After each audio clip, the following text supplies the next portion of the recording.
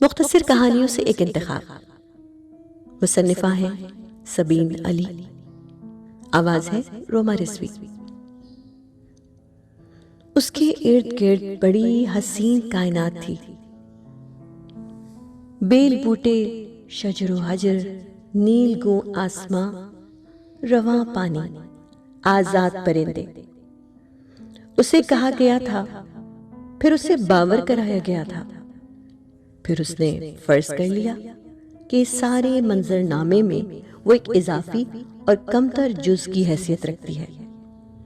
کئی بار اس کا دل چاہتا کہ خاموشی سے اس تصویر کائنات سے نکل جائے، اور جب اس نے ایسا کرنا چاہا تو دیکھا کہ اس دھرتی کی ہر چیز اس کے پیچھے چلی آ رہی ہے، سارا منظرنامہ اسی کا تعاقب کر رہا ہے۔